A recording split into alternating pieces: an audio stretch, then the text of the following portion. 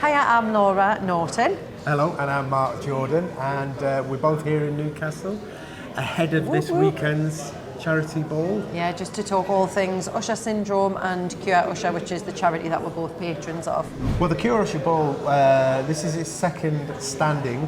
Last year we held our first ball in Manchester, and we asked a lot of our dear friends on telly to come along and be our celebrity guests, and that raised enough awareness that people were interested in it, and the success of our acts made, and the love in the room, there was so much love in the room, that it made everybody start asking for tickets the very next day. We've got like absolute Geordie royalty, haven't we? We've got Steph McGovern hosting.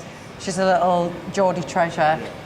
Chelsea Halfpenny is singing. She's doing a special set, and then Joe McElderry is headlining, and he is absolute royalty here. And then we've got, like you said, the Geordie Mafia of who's who of Geordie actors. We've got the amazing Jill Halfpenny, Robson Green, Mark Benton, Libby Davison, me.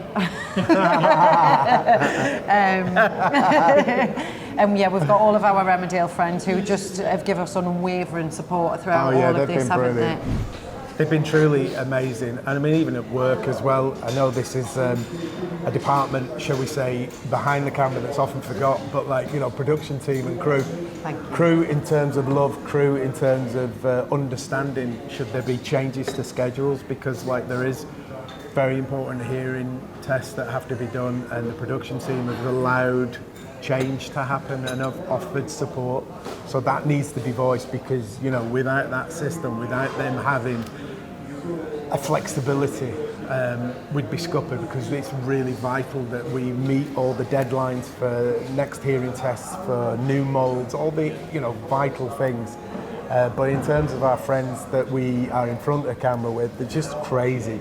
It's absolutely crazy the amount of love they've brought to the table, isn't it? I'm getting emotional because you think, you know, sorry. About the team, support, the support, because it's time, we've said before, it's times like this where you realise who your friends are, and I don't mean that in a negative way of like, oh, you know, find out who your friends are. I mean, you really find out who steps up for you, and we haven't really had to ask people. We just have friends who have said, we are here with you every step of the way on this journey. What's the number one thing that keeps you both, you know, going up this way? I can tell you the two things. It's called Jesse and Ronnie. That's the truth. They're so amazing. They're so powerful and such unique characters. And to know that this is for them is so easy. It's like they're the most incredible, aren't they? I mean, some of the stuff that they come up with and some of the unique. I mean, I feel like one of them's been here before, and one of them's going to rule the world. God, yeah. They're just the little crazy. girl is fierce. She's just fire, isn't she? She's, but yeah, you see these well. two little people, and you're responsible for them. God, you know why I'm so emotional. Sorry. Well, it's because it's an important, and you know, we live it and don't get to speak about it. But we do talk about it all the time at the minute. I'm so sorry, but yeah, you're responsible for them, and you see how much potential that they've got, and you go, yes, you've got hearing aids, and you've got all access to speech and sound, and you can rule the world if you want. But this challenge of them losing their vision, if there is something that can be done to prevent that from happening, we will do everything in our power to make sure that we do it for them and for every other person that is living with Usher Syndrome or has not even yet been diagnosed with it, because like Mark said a while ago, they deserve to have people fighting for them. Weirdly, Chelsea Halfpenny, who's going to sing at the ball, she's one of the acts at the ball, she met Jesse when he was 6 months old, and she was like, why do I feel like he's going to change the world? And we didn't know anything at that point. No, and I was just like, it's never left us that, because I'm just like, maybe he is.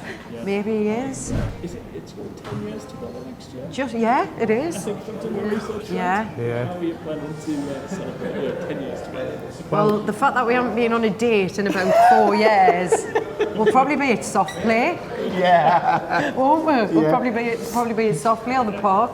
Walking the dog or a soft No, play. it's weird. I thought about it today because we, when we did Drama Queens, which was on ITV, they kind of because that was work, we were forced into having these moments on our own together, and we kind of said if we can do it for work, we can definitely do it for ourselves. And I actually thought about it before, we need a bit of time, so maybe that's the aim. Maybe it's too much to think about having a date in a month, but maybe next year we can definitely plan Good something. God, I'm yeah. glad our early dating didn't go like that, you know. Yeah. Do you fancy going for a drink? Yeah, I'll see you next year. See you next year, yeah.